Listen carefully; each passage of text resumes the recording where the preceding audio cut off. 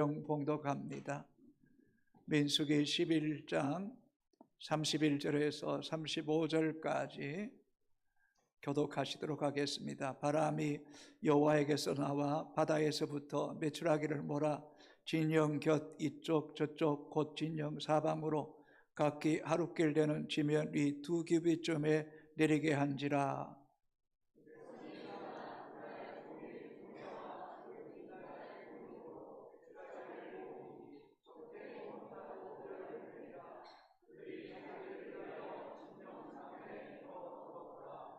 고기가 아직 이 사이에 있어 씹히기 전에 여호와께서 백성에게 대하여 진노하사 심히 큰 재앙으로 치셨으므로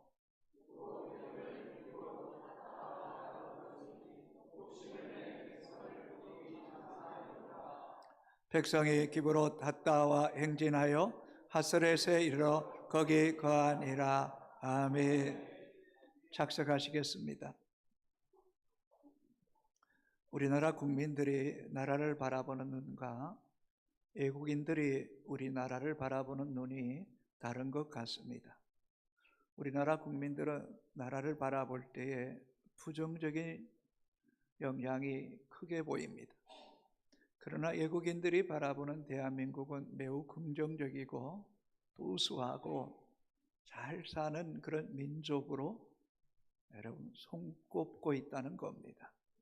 2025년도에 미국 포퍼스 잡지에 세계 강국별 나라 순위를 발표했습니다.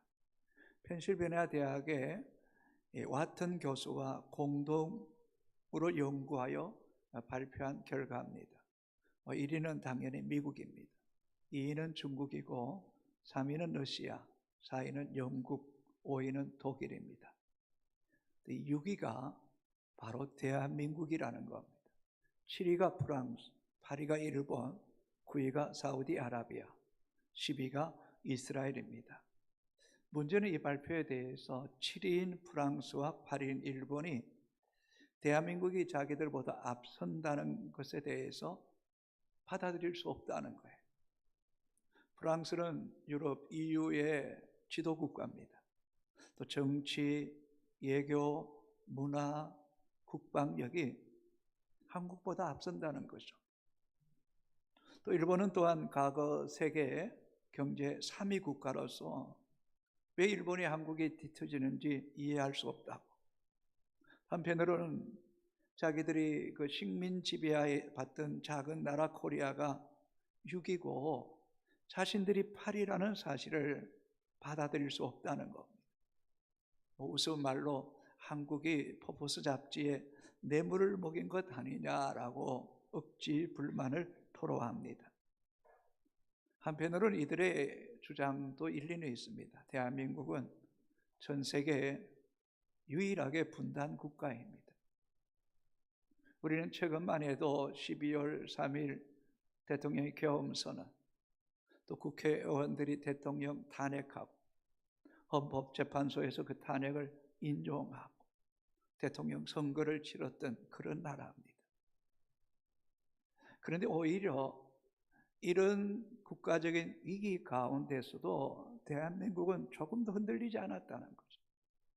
국민들이 이러한 위기를 그저 지혜롭게 또 현실을 바르게 직시하고 받아들이고 새로운 대통령을 뽑기까지 너무나 안정되게 민주주의 국가로서의 어떤 모범적인 그런 사례였다 해도 틀리지 않다는 거예요. 다른 나라 같으면 폭동이 일어난다든지 지역적인 또 이념적인 갈등으로 유혈 사태도 일어날 수 있는데 대한민국은 민주주의 국가로서 얼마나 그것이 잘 뿌리내려 있고 또 국민의식이 이렇게 성숙한 모습을 보였는 것을 외국인들이 오히려 보면서 대한민국의 정치나 외교나 또 과학 이런 또 반도체 분야의 뛰어남을 인정하게 되었다는 것입니다. 그래서 포퍼스지와 펜실베니아 대학의 와튼 교수는 이 강대국 순위 발표에 있어서 공정성과 객관성을 유지하기 위해서 최선을 다했다라고 그렇게 말했습니다. 전 세계가 주목할 만큼 이 대한민국이 놀라운 발전의 원동력은 어디 있느냐? 여기에 대해서 예일대의 알렉스 그린 교수는 이런 요인을 네 가지로 분석했습니다. 첫 번째는 한국인의 독특한 국민성이라는 거죠. 한국인들만큼 성실하고 열정 있는 백성, 나라가 없다는 거예요. 또 나라가 어려울 때면 온 국민이 힘을 합친다는 거죠. 1997년 IMF 사태가 생겼을 때에 이 사태를 극복하기 위해서 금모으기 운동할 때에 나라를 위해서라면 장롱 깊은 곳에 숨겨뒀던 금부터 내어놓아서 나라를 위기에서 구하는 일에 국민들이 앞장섰다는 겁니다. 두 번째는 자유민주주의를 신봉하는 국가라는 겁니다.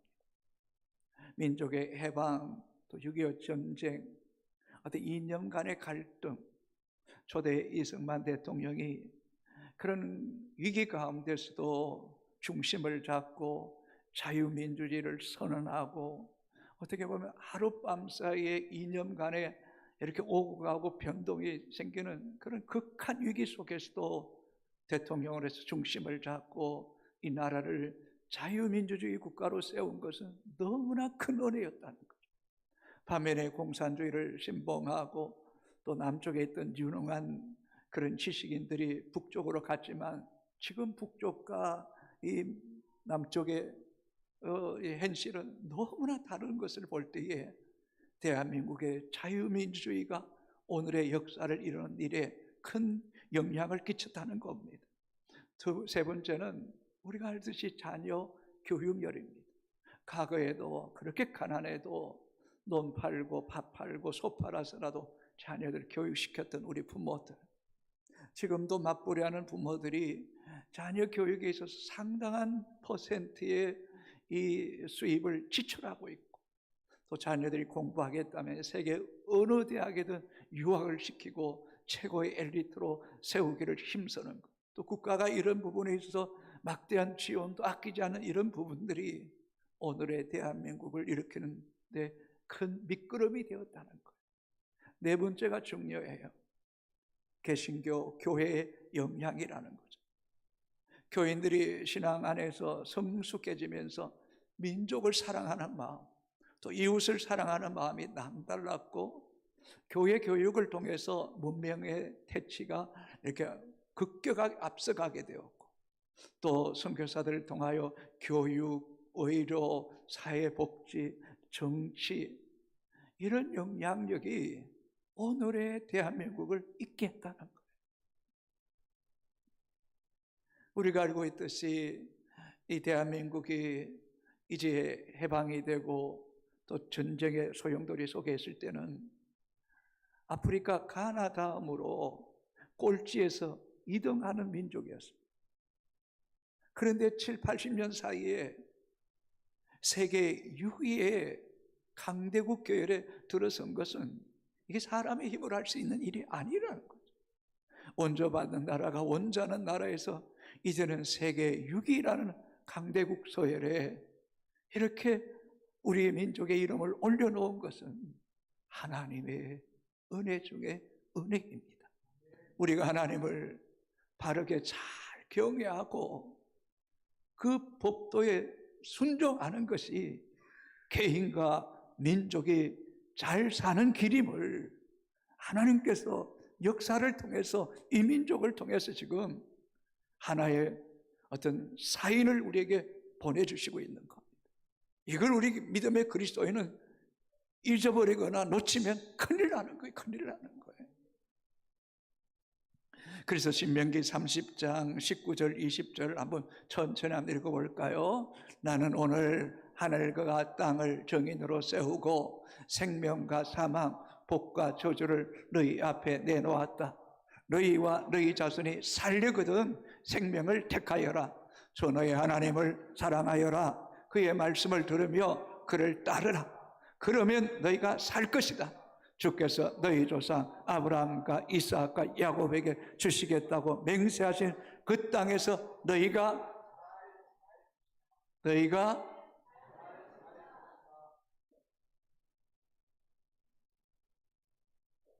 여러분, 성경은 매우 단호합니다. 하늘과 땅을 내가 증인 삼는다. 생명과 사망, 복과 저주를 너희 앞에 내놓았다. 너희와 너희 자손이 뭐 하려거든? 살려거든 생명을 택하라.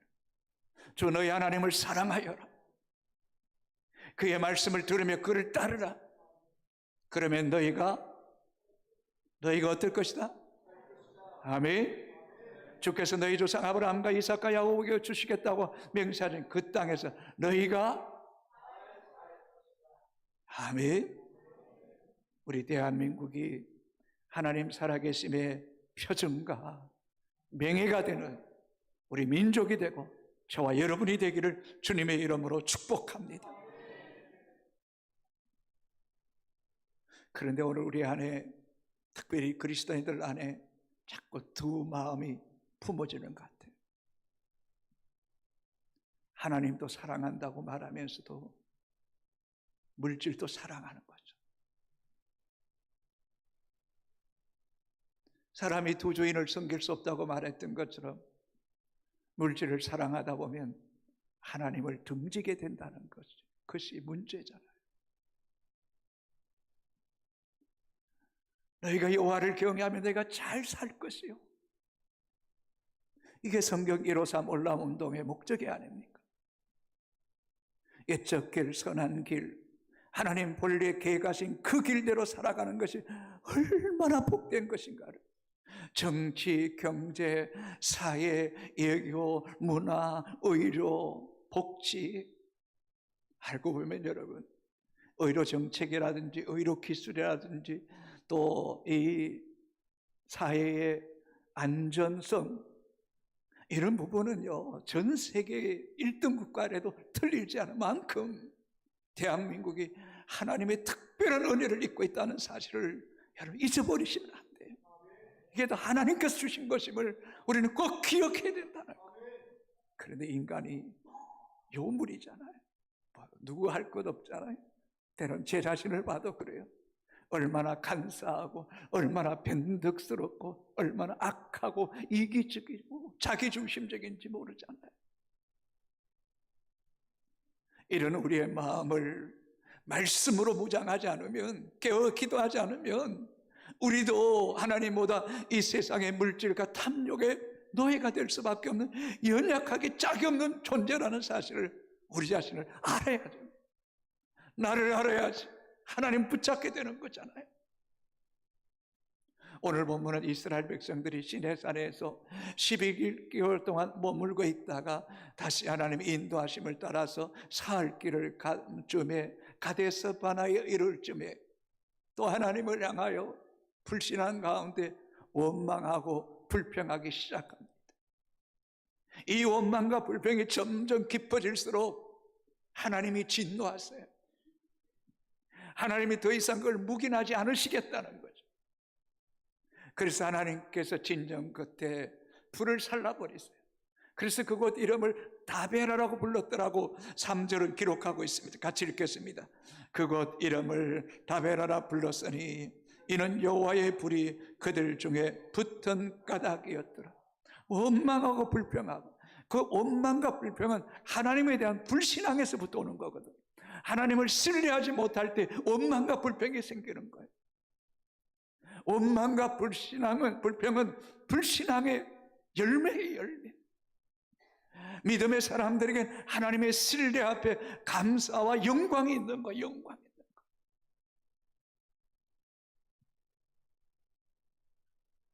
그들이 왜 원망했을까? 이스라엘 백성들이 출애굽할 때에 단순히 이스라엘 백성만 출애굽하던 것 아니에요. 출애굽할 때 많은 이방인들도 잡종의 여러 어떤 부족의 사람들도 함께 출애굽했어요. 이들에겐 특별한 신앙이 없잖아요. 아브라함과 이삭과 야곱의 하나님 모르잖아요. 그러니 광야 생활에 조그만 불편하고 고통이 찾아오면 원망하는 거죠. 왜 이것도 없느냐고 저것도 없냐고 탐욕의 노예가 되어버렸어요. 그런데 그것을 거룩하게 구별된 이스라엘 백성이 고스란히 따라하는 거죠. 4절을 같이 읽겠습니다. 그들 중에 섞여 사는 다른 인종들이 탐욕을 품으며 이스라엘 자손도 다시 울며 이르되 누가 우리에게 고기를 주어 먹게 하라. 여러분, 참 중요하잖아요.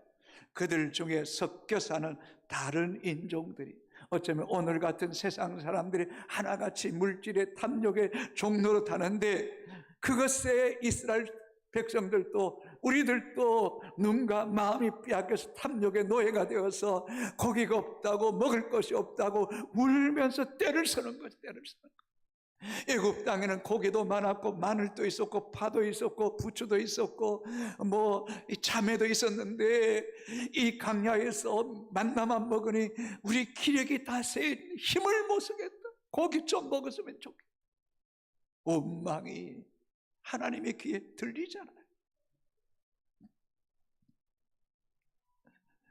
여러분, 이런 세상 사람들이 쫓아가는 이 탐욕에 오늘 우리도 점점 물들어져 가고 있죠.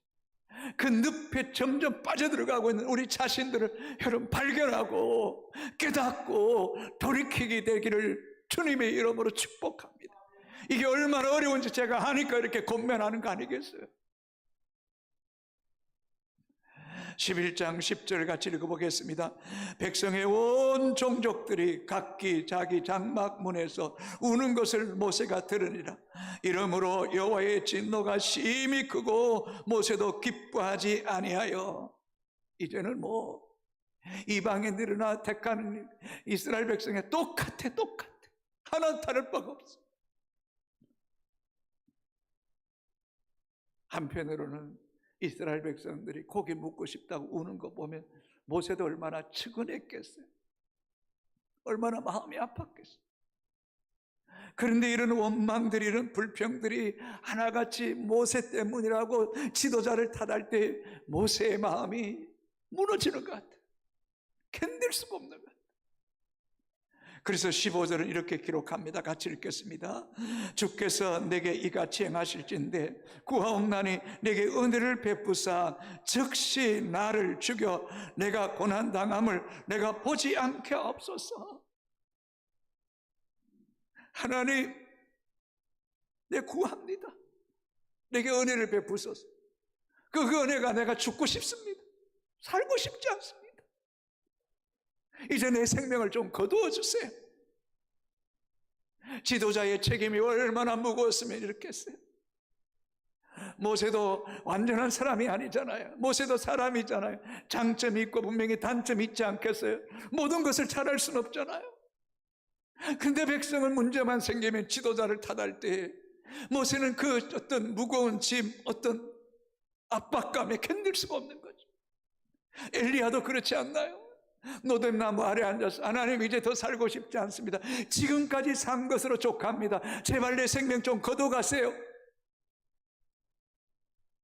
여러분, 이런 지도자의 마음도 여러분 좀 헤아릴 수 있었으면 참 좋겠어요.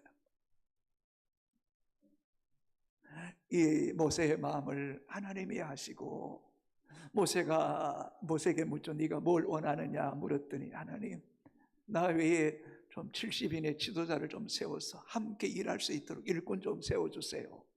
하나님, 그 일꾼을 세워주세요. 그리고 하나님, 내 백성들이 저렇게 장막문 앞에서 엉엉 울고 아이들도 울고 어린아이처럼 반찬 투정하는 거 볼 때 너무 마음이 아픕니다. 저들에게 고기를 좀 주세요 하는 기도를 하나님께 드리게 됩니다.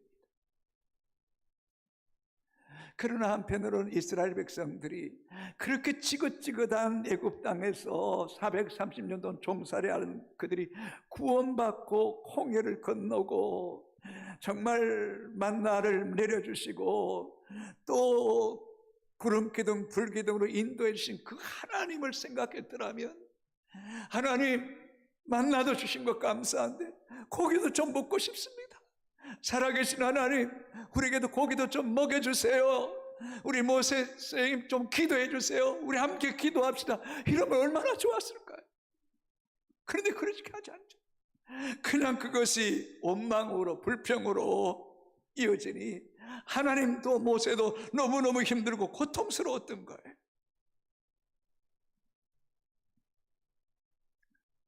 여러분, 이 모습이 어쩌면 냉철하게 오늘을 살아가는 우리의 모습인 것 같아요.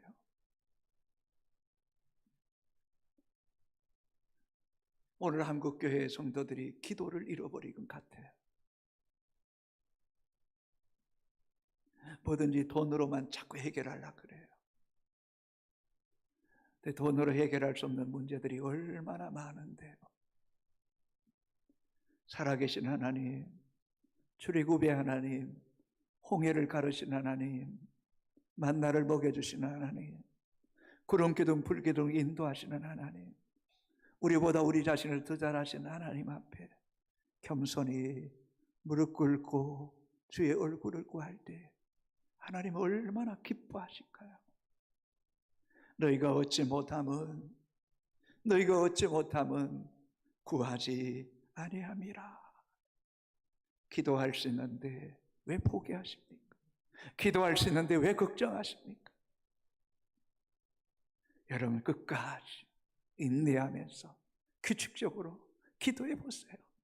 하나님 우리의 필요를 반드시 공급해 주실 줄로 믿습니다. 이 세상의 풍요와 물질의 탐욕에 우리의 눈이 좀 가려지지 않았으면 좋겠어요. 우리의 눈이 열려 주를 좀 바라봤으면 좋겠어요. 우리의 귀가 가려지지 않고 주의 말씀에 귀를 기울이고 청종하고 순종했으면 좋겠어요. 우리 입이 가려지지 않고 영적 벙어리가 되지 않고 때로는 세상 앞에 육적인 벙어리가 되는 한이 있어도 하나님 앞에서는 영적인 벙어리가 되지 않게 되기를 주님의 이름으로 축복합니다. 여러분, 그럴 때 하나님 우리를 어찌 사랑하지 않을 수가 있겠습니까? 그런데 오늘 본문은 이렇게 기록합니다. 세번역 23절입니다. 같이 읽습니다. 주님께서 모세에게 대답하셨다. 나의 손이 짧아지기라도 하였느냐? 이제 너는 내가 말하는 것이 너에게 사실로 이루어지는지 그렇지 아니한지를 볼 것이다. 무슨 말씀하시는 거예요? 여호와의 손이 짧아졌느냐? 여호와에게 능력이 없단 말이냐? 여호와께서 너에게 고기를 먹일 능력이 없다고 생각하는 여호와의 능력을 왜 제한하느냐? 왜 그분을 불신앙하느냐? 왜 그분을 의심하느냐? 왜 그분을 믿지 못하느냐는 거예요. 오늘도 여호와의 손은 짧아지지 않습니다. 그분은 권능의 손을 들고 계십니다. 그분은 전능하신 하나님입니다. 그분은 우리의 필요를 아시고 진짜 그 필요를 기도로 구함을 통하여 채워주시기를 원하십니다. 그 채우심보다 더 중요한 것은 기도를 통하여 하나님이 살아계심을 체험하기를 더 기뻐하시는 분이 우리가 믿는 하나님이심을 잊지 않게 되기를 주님의 이름으로 축복합니다. 그러므로 내가 너에게 말한 것이 사실로 이루어지는지 그렇지 않은지를 너희가 똑똑히 보라고 말씀합니다. 분명히 모세에게 내가 너에게 고기를 주어 먹게 하겠다고 말씀하셨으니까요. 그 말씀 이루어지는지 아는지 보라는 거예요. 보라는 거. 자, 오늘 보면 31절 이렇게 기록합니다. 같이 읽습니다. 바람이 여호와에게서 나와 바다에서부터 메추라기를 몰아 진영 곁 이쪽 저쪽 곧 진영 사방으로 각기 하루길 되는 지면 위 두 끼비쯤에 내리게 한지라. 아멘. 바람이 여호와에게서 나왔어. 이 메추라기들이 아프리카를 향하여서 바다를 날아가는 그 메추라기를 하나님께서 바람을 통해서 이쪽 저쪽 하루길쯤 동서남북 사방 32km쯤 되는 경내 안에 메추라기를 두 규빗 90cm 거의 1m가량을 하나님이 바람을 통해서 이스라엘 진영의 사방에 하루길 가는 그 모든 길에 메추라기로 가득 채운 거예요. 가득 채운 거예요. 상상도 못할 일을 하나님이 행하신 거예요. 그래도 여호와의 손이 짧아서 구원하지 못하겠냐고 생각하느냐는 거죠. 메추라기는 꼼가에 속한 조류입니다. 조그마한 것 같지만 머리부터 꼬리까지 하면 한 20cm 됩니다. 여러분 앞에 지금 한 1m 가량의 이런 메추라기들이 그저 사여가지고 퍼덕퍼덕 날개짓하면서 막 움직인다고 생각해 보십시오. 얼마나 놀랄 만한 일입니까? 하나님이 하시는 일이 능치 못함이 없습니다. 무에서도 유를 있게 하시는 하나님이십니다. 하나님의 손이 짧아졌느냐? 아니라는 거예요. 아니라는 거예요. 32절을 같이 한번 읽어볼까요? 백성이 일어나 그날 종일 종야와 그 이튿날 종일토록 메추라기를 모으니 적게 모은 자도 10호멜이라 그들이 자기들을 위하여 진영 사면에 패두었더라. 여러분 한번 생각해 보십시오. 여러분 이스라엘 진영 하루길쯤에 1m 정도의 메추라기 쌓였다면 그 메추라기 모으는 것은 식은 죽 먹기 아니겠어요? 손 짚으면 다 거두는데요. 10호멜 2200리터, 무게로 따지면 2.5톤 가량의 어마어마한 메추라기를 적게 거둔 자가 그렇게 거두었어요. 아니 집에 다 드릴 곳이 없으니 그저 바닥에 땡볕에 늘려서 말려서 먹기 위해서, 저장하기 위해서 지금 정신없이 관리하는 거죠. 하나님이 주시면 감당할 수 없을 만큼 주시는 거예요. 우리 하나님 얼마나 풍성하신 하나님이신가를 우리에게 깨우쳐 주시는 거예요. 열왕기상 17장에 엘리야 시대에 사라밧 가부가 가물어서 가루통에 가루하는 쿰과 기름병에 조금 남은 기름으로 마지막 가부의 아들과 먹고 죽기를 기다리고 할 때 엘리야가 와서 그것으로 먼저 나로 먹게 하라고 말할 때 그 말씀에 순종해서 엘리야를 공개했더니 그 가무는 동안에 가루통에 가루가 마르지 않게 하시고 기름병에 기름을 마르지 않게 하시는 하나님, 믿음의 사람들에게, 믿음으로 순종하는 사람들에게 하나님이 얼마나 좋은 것으로 주시기를 원하는지. 마태복음 14장에 한 소년이 보리떡 5개 물고기 2마리를 예수님께 드렸더니 축사하시고 떼어주심에 장정 5,000명을 다 배불리 먹이시고 남은 것을 버리지 말고 다 거두라 했더니 12바구니가 가득 차도록 거두게 하시는 하나님, 인자가 온 것은 양으로 생명을 얻게 하고 더 풍성히 얻게 하려 하십니다. 이것이 우리 하나님 아버지의 마음이에요. 오늘 우리가 믿음 있고 기도하고 주의 말씀에 순종하면 하나님 우리에게 넘치도록 주시기를 원하시는 분이 우리 하나님이세요. 우리 하나님. 행여 우리가 물질을 인하여 교만하고 우쭐대고 하나님을 등질까 두려워서 주지 못하는 믿음 있고 그릇이 준비되면 하나님은 더 많이 주시기를 원하시는 분이 우리 하나님이잖아요. 누가복음 6장 38절 같이 읽어볼까요? 주라 그리하면 너에게 줄 것이니 곧 후이대로 누르고 흔들어 넘치도록 하여 너에게 안겨주리라. 가만히 있는 자에게 주지 않아요. 주의 말씀에 순종하는 자에게 주시겠다는 거죠. 믿음으로 사는 사람에게 주시겠다는 거죠. 에베소서 3장 20절 같이 읽겠습니다. 우리 가운데서 역사하시는 능력대로 우리가 구하거나 생각하는 모든 것에 더 넘치도록 능히 하실 이에게. 저는 분명히 고백합니다. 제가 생각하고 구하는 것보다 하나님이 더 넘치도록 주셨습니다. 그 하나님이 우리 모두의 하나님이 되기를 주님의 이름으로 축복합니다. 그러나 하나님은 원망하고 불평하고 불신앙하는 것, 하나님 그 너무너무 싫어하세요.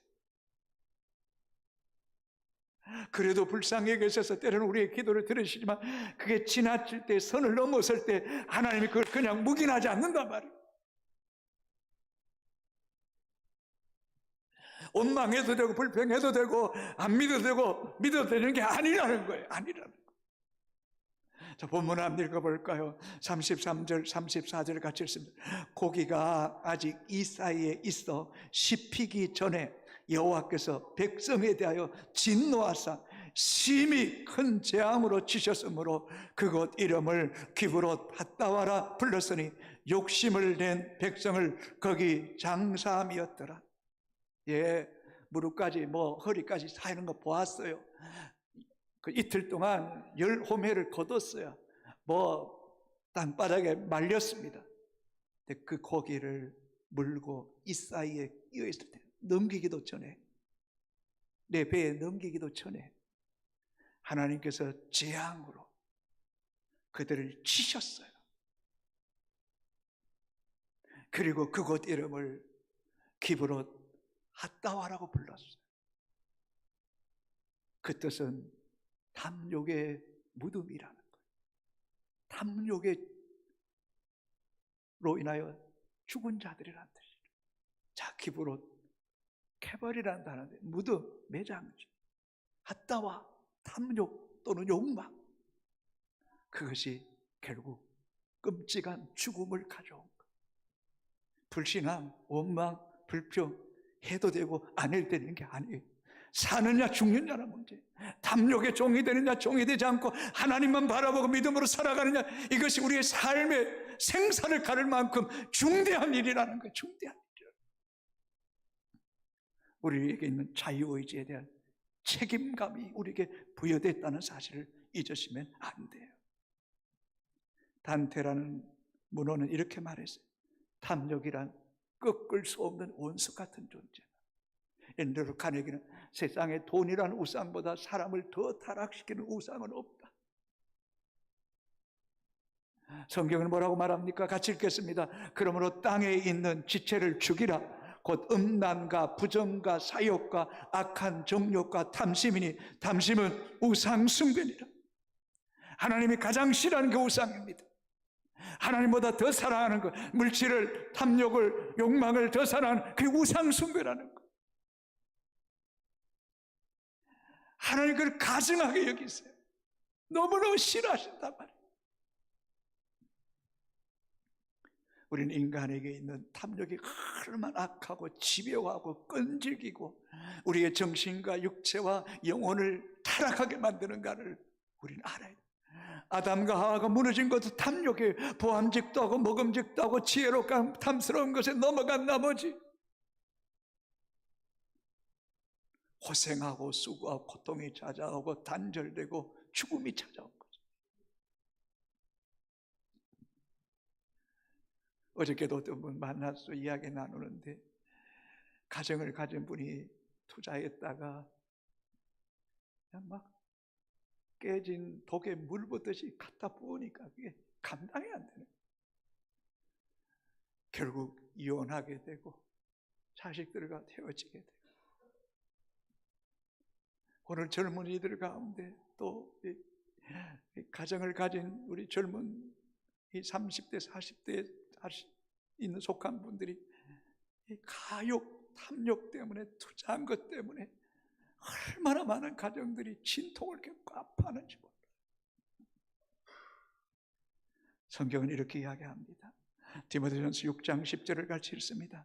돈을 사랑함이 일만하게 뿌리가 되나니 이것을 탐내는 자들은 미혹을 받아 믿음에 떠나 많은 근심으로서 자기를 찔렀도다.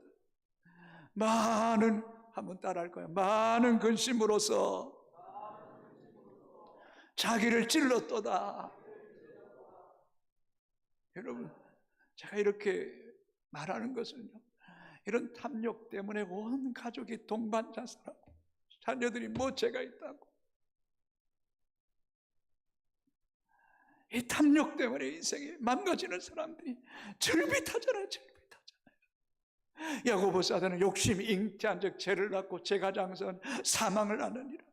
잠언에 금에겐 두 딸인데 다오 족한 줄을 모르고 계속 달라기만 하는, 그게 파멸이죠. 10계명에서도 1계명에서 9계명까지 행동적인 계명이지만 10계명은 내 이웃의 것을 탐하지 말라. 내 이웃의 아내나 내 남종이나 내 저종이나 소나 낙이나 내 이웃의 소유를 탐내지 마라. 사랑하는 성도 여러분, 우리가 주님의 자녀로서 탐심을 경계합시다. 조심합시다. 절제합시다. 하나님 정직하게 살겠습니다. 믿음으로 살겠습니다. 욕심내지 않겠습니다. 투명하기를 원합니다. 악한 것에, 불의한 것에 불로소득 좋아하지 않겠습니다. 이런 마음의 다짐이 여러분도 모르게 성령께서 여러분 안에 그런 결단을 주시는 마음이 여러분에게 부어지게 되기를 주님의 이름으로 축복합니다. 여러분, 히브리서 13장 5절 같이 읽겠습니다. 시작. 돈을 사랑하지 말고 있는 바를 족한 줄로 알라. 그가 친히 말씀하시기를 내가 결코 너희를 버리지 아니하고 너희를 떠나지 아니하리라 하셨느니라. 아멘. 하나님, 돈보다 하나님과 함께 하기를 원합니다. 돈보다 믿음으로 살기를 원합니다. 하나님, 돈보다 하나님 주신 것에 만족하며 살기를 원합니다. 지나친 욕심 때문에 세상 것을 탐하다가 내 영혼과 내 인생을 망치는 사람 되지 않기를 원합니다. 이런 고백이 여러분 안에 무시로 터져나와야 돼요. 그래야 이길 수 있는 거예요. 디모데전서 6장 7절 8절 같이 읽겠습니다. 우리가 세상에 아무것도 가지고 온 것이 없으며 또한 아무것도 가지고 가지 못하리니 우리가 먹을 것과 입을 것이 있은즉 족한 줄로 알 것이니라. 아멘. 이 세상에 가장 부유한 사람은 내게 주어진 것에 만족하며 사는 사람이에요. 그 사람이 가장 행복한 사람이에요. 또 지족하는 사람, 자기 분수에 맞게 형편에 맞게 지혜롭게 사는 사람, 그 사람이 복이 있어요.